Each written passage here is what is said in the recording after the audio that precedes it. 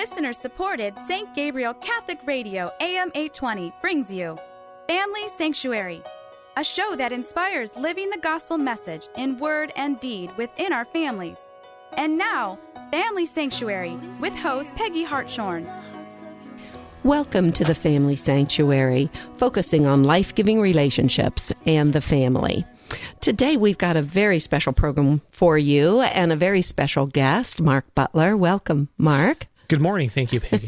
Thank you for being with us, Mark. And today we're going to be talking about very special people among us, children with special needs, and how we can really make our communities more welcoming for them, our parishes more welcoming. We're going to be talking about the challenges, but also the blessings in the family that come from having a child with a special need. And Mark and his wife are truly inspirational. I heard a little bit about them first, actually through the Columbus Dispatch, because they have a son named Andrew, who is what our system calls a multi-system youth. We know Mark is made in the image and likeness of God. He's a very special young man now. But because he needed so much help from many different systems, and thank goodness thank the Lord that we have in our culture many different opportunities for children with special needs in education and social services and so forth, but very difficult to coordinate that for a child that needs so much help. He has severe autism, right, Mark? He does. Andrew has severe autism, and he also has been diagnosed with a severe intellectual disability, and he's nonverbal. So he's a young man that has a lot of very complex needs, and as he got older, was also diagnosed with several mental illnesses as well. And so for us, the struggles really began very early on with him, helping him to get the supports that he needed as even a child with very complex needs. Sure. Developmentally, we've been told that he's sort of like a toddler intellectually. Now, when you have a nonverbal child, it's hard to assess IQ or things like that. But, that seems to match up with our experience of him. And then when he went and became, through puberty and became a teenager, those issues kind of became more pronounced. Sure. You can imagine if you have a 2-year-old kind of headbutting you when they're frustrated or pinching you, it's really not a big deal. We laugh it off. If a 2-year-old refuses to comply, you pick him up and you carry him, you do all those things. Now imagine when that person is 16 and still doing that and having kind of the terrible twos and going through puberty at the exact same time. And families do need help. The help that you needed as a family and help for Andrew was very, very obvious. And Mark and his wife, let me tell our audience, were your passion to get the help for Mark and your family. You didn't want Mark to be taken away, put in care of the state so that he could get this help, which was an alternative. Yeah, that's right. The way that it worked in Ohio, and there's a reason why I'm using past tense, but what our experience was with Andrew was that, when you have these severe needs, obviously being with the family is the right place for a child. That's very clear. But there are times, unfortunately, when that's really not feasible. In the case of Andrew, had this intermittent rage disorder that caused violent outbursts in the home. And so Andrew was causing physical harm to himself.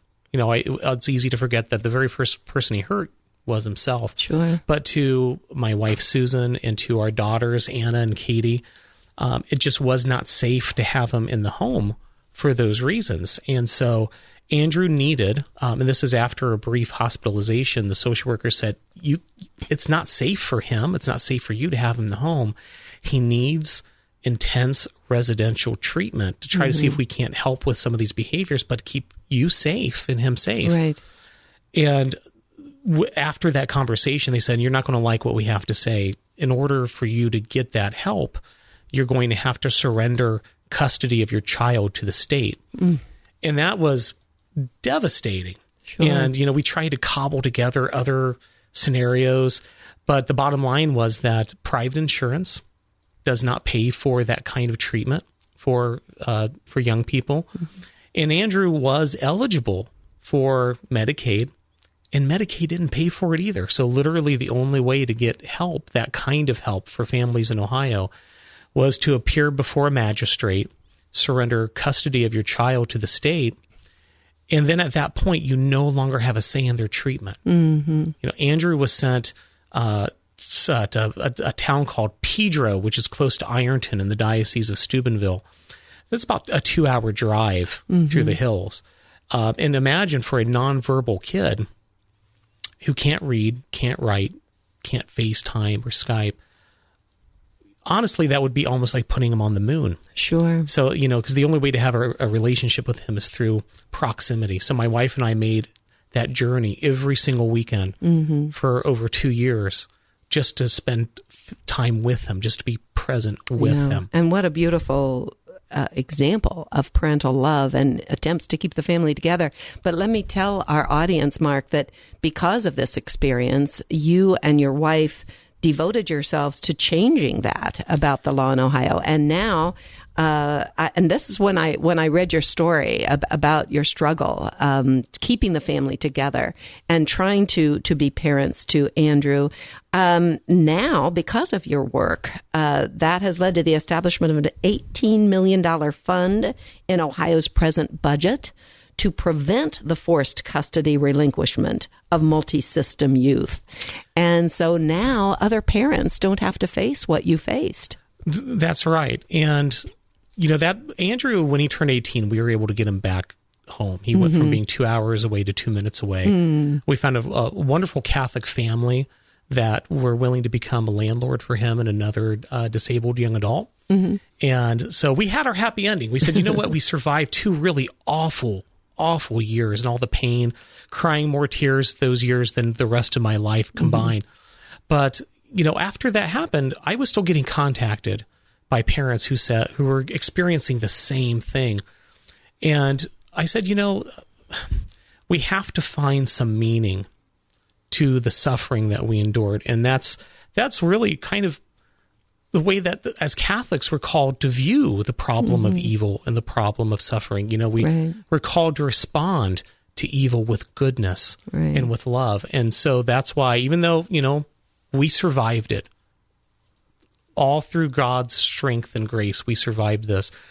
But I think God was calling us to say, okay, now you have that experience and you can make someone else's life more bearable through this so that they don't have to go through it. That's and it's beautiful. I know that's one of the things, as you and I talked about your story, that is a very important point for our program, and that you want to make sure that people understand that when you look at something like the situation in your family with the eyes of faith, it's a beautiful example of how God does bring goodness out of suffering.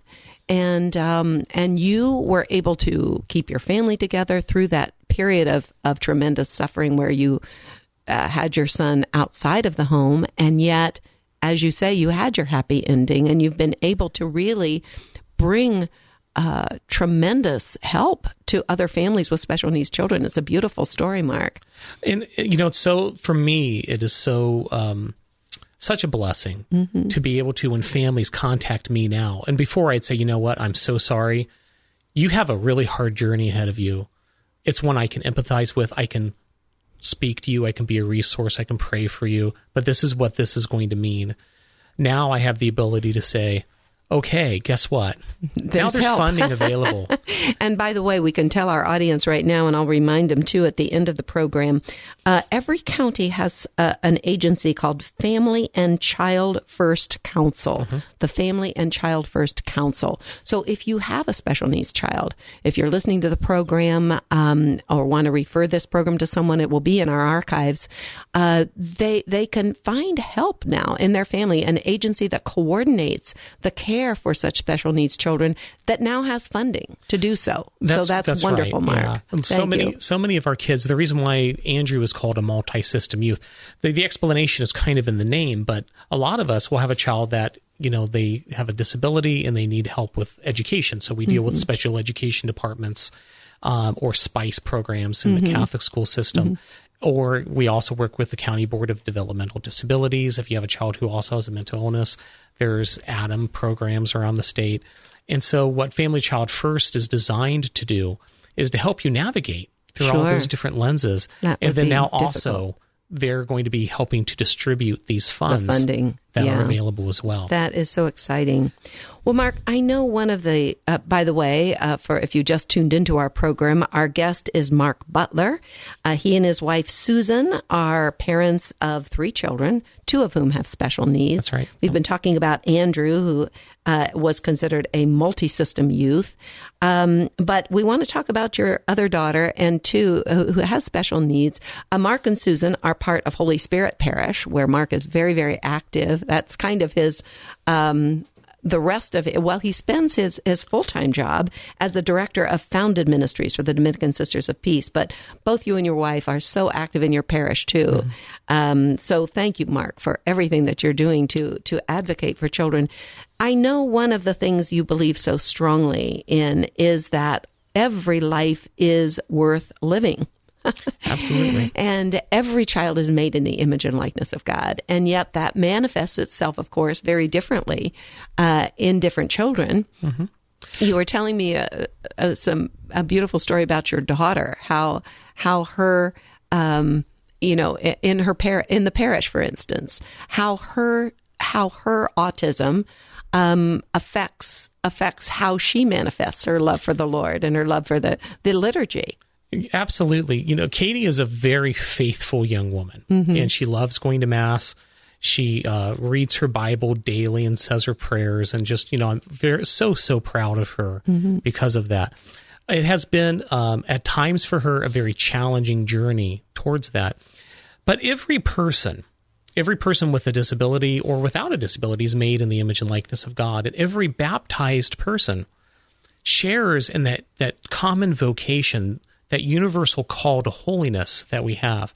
And so Katie is called to holiness, just as you and I are called to holiness, but the way that she is going to live that call is going to be different because she has a disability. And for me, what it means to be inclusive, when we talk about inclusion, it's not about a program, although programs can help.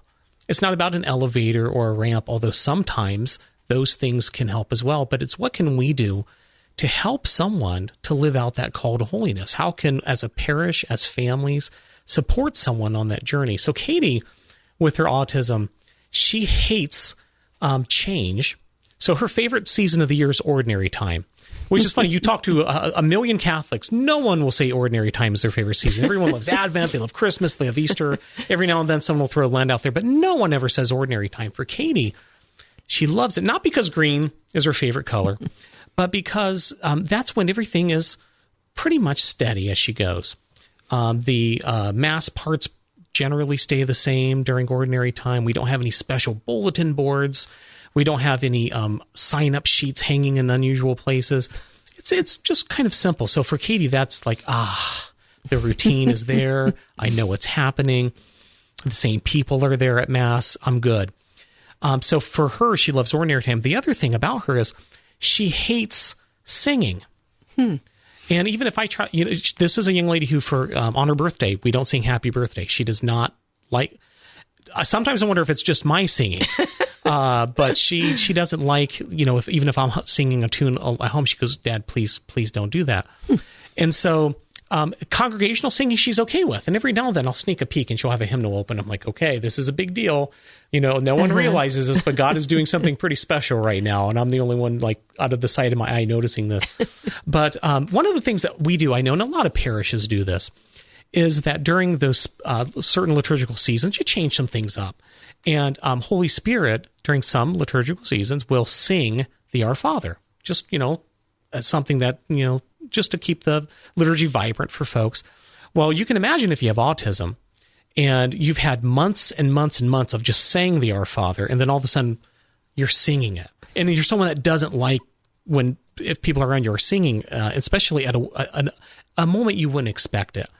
So with Katie, I'm not about to march up to the liturgy director and say, hey, we can't sing the Our Father. That is I think an unreasonable request because they're worrying about the life of the parish.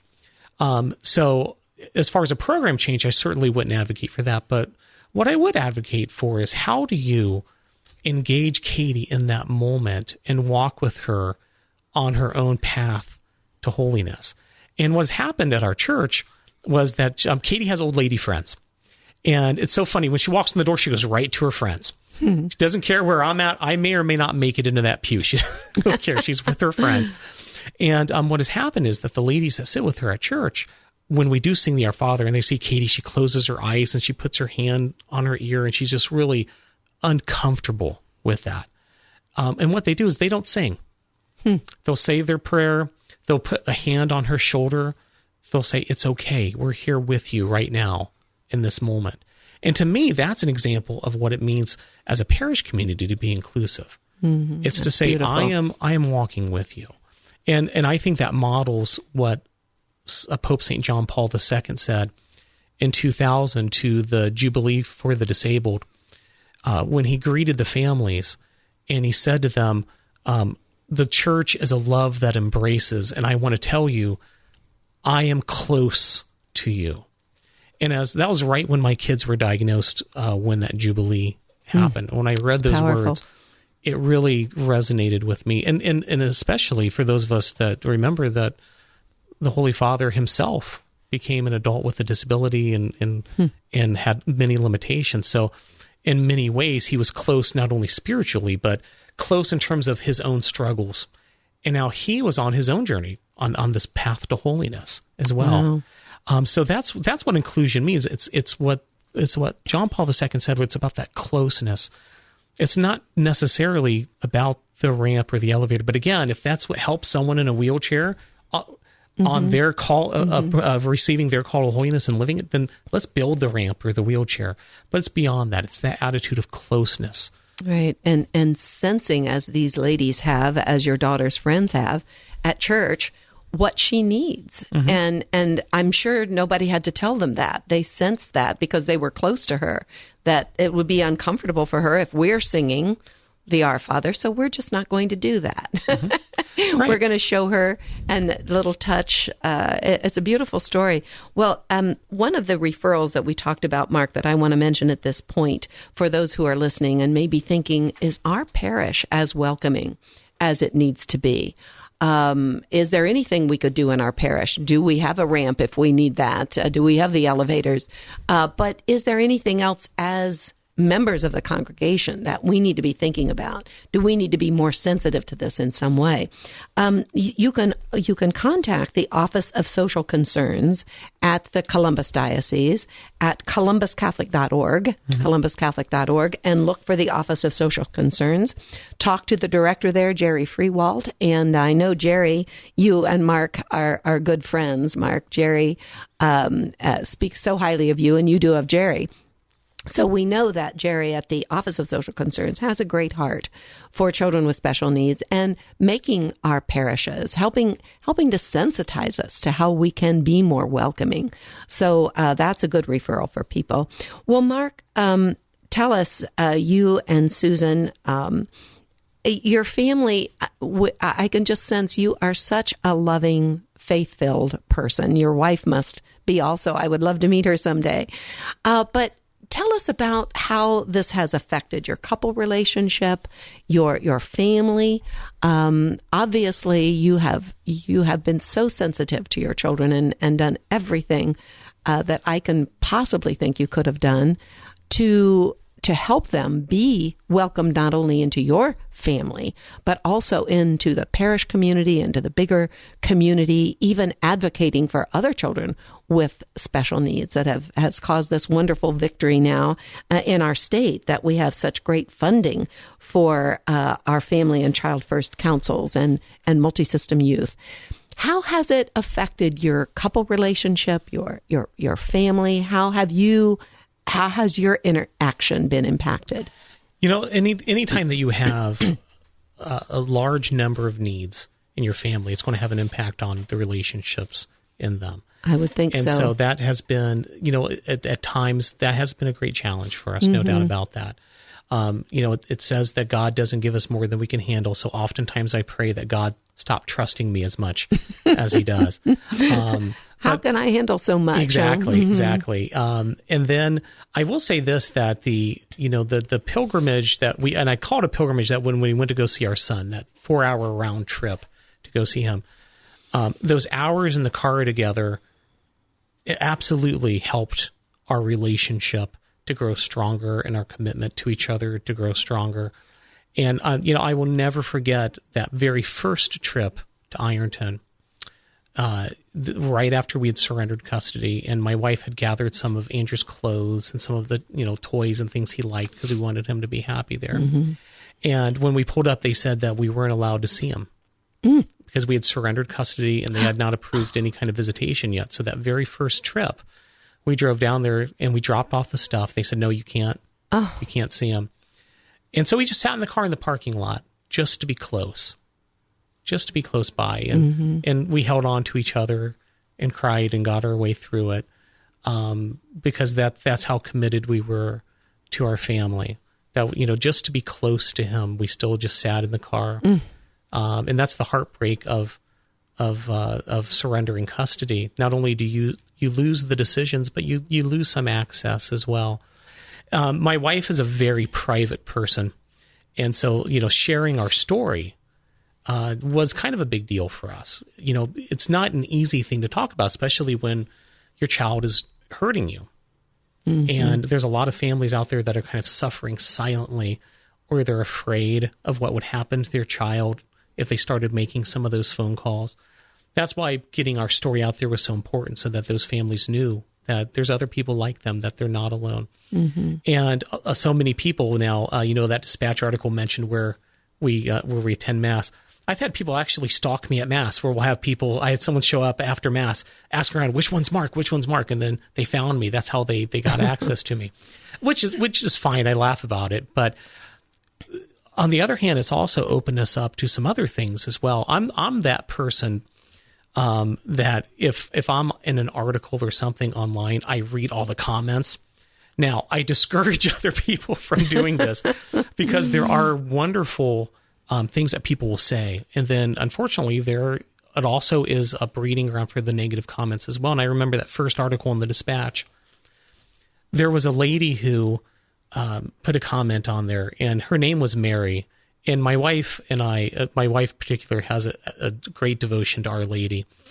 And so this woman named Mary put on there, and I'll never forget what she said. She said that in regard to my son Andrew, she said, there's no way someone like this could ever be happy. He should just be euthanized. And I would not wish that on anyone, to see someone actually publicly say that your child should be murdered. Mm-hmm. Mm-hmm. And it really just pierced me when I saw that. And then as I saw a number of people liking that comment. And so I walked away from the computer, and I just went for a walk, and I prayed, and I said, God, I have to respond to this. I can't just let this slide. Mm-hmm. And so I made it back into to the computer, and I saw a number of people that already responded, and a lot of them said things like, well, Mary, you're the one who should be euthanized, and some other comments. And we don't want that either. And we don't want that either. So I wrote, my comment was this. I said, Mary, the comments section of a newspaper is not really the place to change your mind, but let me say to you that you're wrong. Mm-hmm. Andrew is happy and you're wrong. And then I said, to everyone who affirmed Andrew's dignity, thank you, but never forget that Mary shares in that same dignity. And that is what the word that God gave me to share in that moment. Sure. Because that's really what this is all about. It's about looking at every person as being made in God's image and sharing in the same dignity that we all have. Sure. I'm thinking, love your enemies. Do good to those who are not doing good to you. Mm-hmm. And what a beautiful sign you were with that, Mark. I'm sure it was very difficult to overcome your initial reaction and to really be loving in return. Did Mary ever respond again to you? She never did. And the folks at the Dispatch deleted that whole thread the next day. I think they realized that was a pretty disgusting comment that she had put on there. But I'm sure that people who have children with special needs have had experiences where they've been looked at oddly, differently, and even in a condemning way by people in the community or people they see in public places, people responding in hateful ways rather than in loving ways. We live in a culture of death, unfortunately, and we need to bring that light, as you are doing, into that culture of death and darkness. We live in, I think Pope Francis said it well when he said we live in a disposable culture. And so, yet, we encounter that so often. Each person made in the image and likeness of God has an eternal life. Absolutely. Yes. Mark, your story is beautiful. The story of Andrew, what you and your wife, Susan, how the Lord has used you. Thank you so much. And for those who are listening, remember, if you need help seeing if your parish can become more welcoming, columbuscatholic.org, the Office of Social Concerns, at the county level, the Family and First Council, there are resources. There is always hope. And you have been listening to St. Gabriel Catholic Radio and the program The Family Sanctuary with archives at stgabrielradio.com.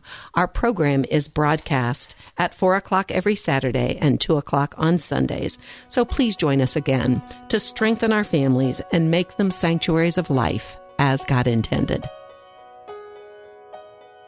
Family Sanctuary is a production of listener-supported St. Gabriel Catholic Radio, AM 820. Archives of Family Sanctuary with Peggy Hartshorn are available at stgabrielradio.com. Veni, Sancte, Spiritus, Veni per Maria.